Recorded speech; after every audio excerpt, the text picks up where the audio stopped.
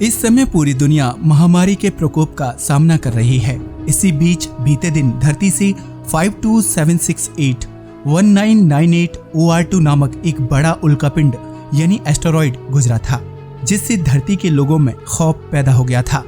पर 29 अप्रैल का दिन गुजर जाने के बाद धरतीवासियों ने राहत की सांस ली।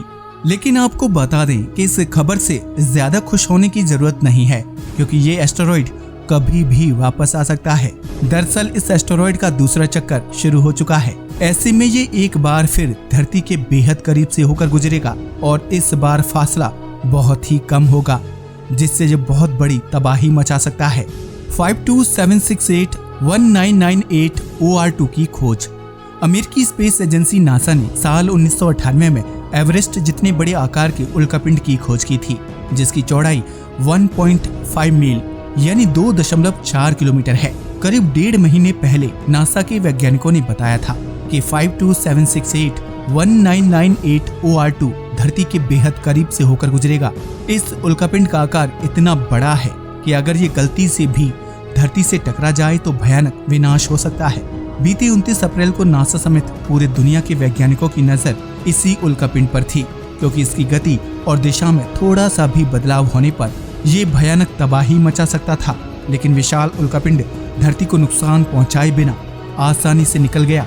ये बात कुछ लोगों को हजम नहीं होती और वो वीडियो के नीचे उल्टे सीधे कमेंट करते हैं, कहते हैं कि कहाँ टकराया, भाई क्या चाहते हो कि क्या उल्कापिंड टकरा जाए। इस घटना के बाद वैज्ञानिक समेत पूरी दुनिया ने राहत की सांस ली है। लेकिन नासा के वैज्ञानिक अभी भी इस एस्टेरॉइड को लेकर चिंतित हैं, क्योंकि उनका कहना है कि इस विशाल उल्कापिंड का दूसरा चक्कर शुरू हो गया है। ऐसे में उसकी दोबारा धरती से टकराने की आशंका बढ़ गई है। क्या होते हैं उल्कापिंड? विज्ञान में उल्का को लेकर कई अलग अलग शब्द इस्तेमाल किए जाते हैं, जो बड़ी चट्टान या बड़े टुकड़ों के रूप में सूर्य का चक्कर लगाते हैं। इन्हीं टुकड़ों को एस्टेरॉइड यानी उल्कापिंड या क्षुद्रग्रह कहा जाता है। जब ये उल्कापिंड पृथ्वी की तरफ आते हैं तब इन्हें मीटियोर कहा जाता है। वहीं जब ये एस्टेरॉइड धरती की सतह पर आते हैं तो उन्हें मीटियोरॉइड्स कहा जाता है। 52768 1998 OR2 का गुजरना। अमेरिकी स्पेस एजेंसी नासा की माने तो इस उल्कापिंड की गति 31,319 किलोमीटर प्रति घंटा थी। 29 अप्रैल को ये एस्टेरॉइड भारतीय समय अनुसार दोपहर 3:26 पर धरती के सबसे करीब था। वह पृथ्वी से 39 लाख मील यानी 63 लाख किलोमीटर के फासले से होकर गुजरा। वैसे तो 52768 1998 OR2 के धरती से टकराने की संभावना काफी कम थी, लेकिन इसकी गति और दिशा को लेकर वैज्ञानिकों को आशंका थी कि ये धरती से टकरा सकता है। अगर ऐसा होता तो पृथ्वीवासियों को महामारी के साथ भयानक तबाही का मंजर देखना पड़ता। 52768 1998 OR2 की दिशा का पता लगाने के बाद वैज्ञानिक इस बात से खुश हैं कि वो भविष्य में धरती की तरफ आने वाले उल्कापिंड की उत्पत्ति और गति का पूर्वानुमान लगा सकेंगे। वैज्ञानिकों का कहना है कि कोई भी खगोलीय घटना काफी महत्वपूर्ण होती है, खास तौर से जब उस घटना का असर सीधा पृथ्वी पर पड़ता हो। ऐसे में वैज्ञानिकों को उल्कापिंड पर विशेष नजर बनाए रखनी पड़ती है। भले ही कुछ समय के लिए 52768 1998 OR2 का खतरा कम हो गया है, लेकिन ये उल्कापिंड दोबारा पृथ्वी की ऑर्बिट से होकर गुजरेगा। ऐसे में एक बार फिर उसके धरती से टकराने की संभावना काफी बढ़ जाएगी। नासा के वैज्ञानिकों की माने तो 52768 1998 OR2 का धरती की तरफ अगला चक्कर 18 मई 2031 के आसपास हो सकता है।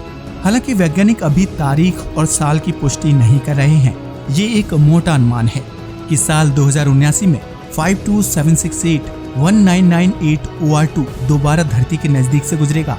उस समय ये धरती के 3 गुना नजदीक से होकर गुजरेगा, यानी उस समय पृथ्वी और इस उल्कापिंड के बीच की दूरी काफी कम हो जाएगी। धरती पर उल्कापिंड का असर। एस्टेरॉइड बेल्ट में लाखों उल्कापिंड चक्कर लगाते रहते हैं, जहां लाखों की संख्या में उल्कापिंड मौजूद हैं। जब ये उल्कापिंड असंतुलित होते हैं तो गुरुत्वाकर्षण के प्रभाव की वजह से सूर्य की तरफ परिक्रमा करना शुरू कर देते हैं। सूर्य की तरफ आते समय ये उल्कापिंड मंगल, पृथ्वी, शुक्र और बुध ग्रह की ऑर्बिट के नजदीक से होकर गुजरते हैं। इसी दौरान उन उल्कापिंडों का ग्रह से टकराने या वहां गिरने का खतरा बढ़ जाता है।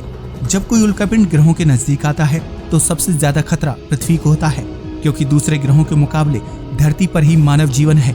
ऐसे में कोई भी उल्कापिंड अगर धरती से टकराएगा तो मानव सभ्यता को भयानक विनाश का सामना करना पड़ेगा।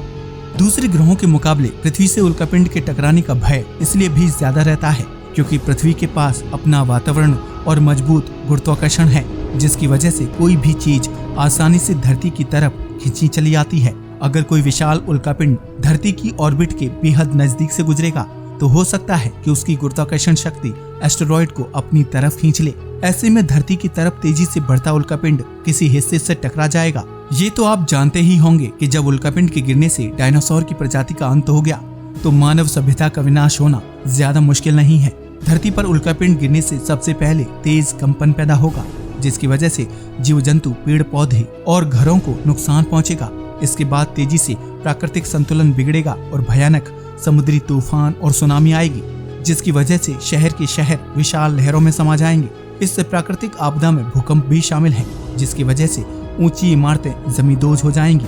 धरती पर ज्वालामुखी विस्फोट होगा और उससे निकलने वाला गर्म लावा और गैस इंसानों की मौत का कारण बनने के लिए काफी है।